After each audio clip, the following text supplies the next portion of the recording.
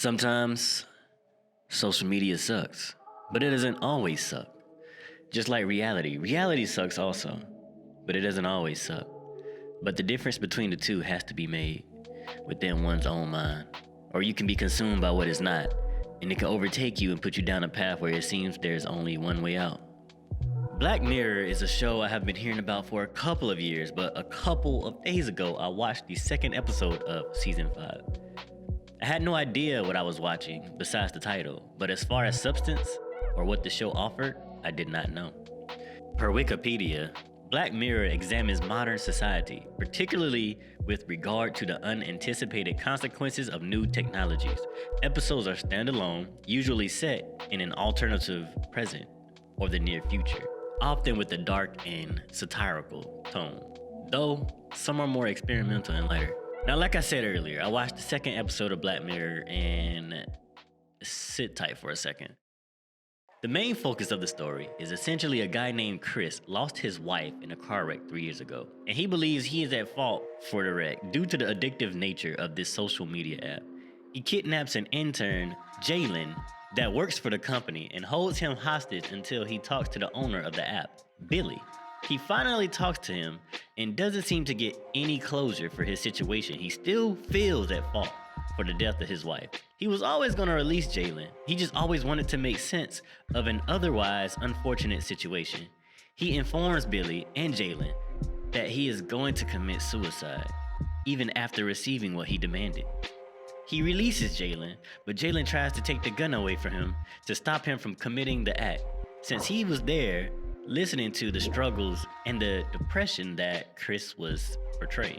Seeing the struggle, the cops give the okay to the sniper to shoot Chris. The sniper, not having a clear shot, aims and shoots. But before finding out who was shot, we are shown views of different people receiving a notification and going about their day, and we never get to see the solution of the stressful, emotional matter. And the message is clear.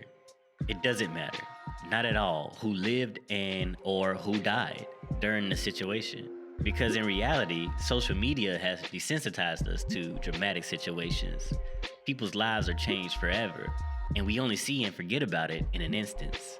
The episode takes us from the perspectives of those witnessing the stressful situation to the perspective the majority of the world sees. Just a notification. But I want to focus less on the addictive nature of social media and more on a part I skipped of the story. Chris meets Haley, who was also going to therapy. Her daughter mysteriously committed suicide, and for the last 18 months, she has been trying to get into her daughter's social media account to make sense of the tragic situation. At the end of the episode, she finally gets the password. But as she presses enter, we never get to see what she finds out. This message is a bit weird and is definitely open to interpretation. But here's my piece on that. Obviously, the mom did not know the sort of issues her daughter was going through. More than likely, everything about the daughter was on her social media account. Her whole life was on there. She put herself out to the world instantly and became consumed, overtaken by the darkness, and she felt as if there was only one way out. She even believed that her own mom couldn't help her, left her mom an everlasting effect on the rest of her mom's life. And every little bit that her mom could have used to help her was locked away on her social media. The addictive nature of social media, the invisible darkness that social media has that consumes the minds of everyone in this generation. It may not be tangible, it may not be clear, but you have to split the reality from social media, because social media can give you an image that can never seem reachable. And in your mind, you create this image, and if you don't have it, it becomes toxic. Rest in peace to Etika. I myself had a moment of darkness consume me because of social media. Actually, a few times, but recently it was pretty heavy. I felt lost. I felt no hope. I felt overwhelmed, no guidance, lack of interest, lack of emotion, stress. I had to stop everything. I had to go back to what I was doing before the moment of depression. Played games for fun, got off social media, went outside, talked to family and friends.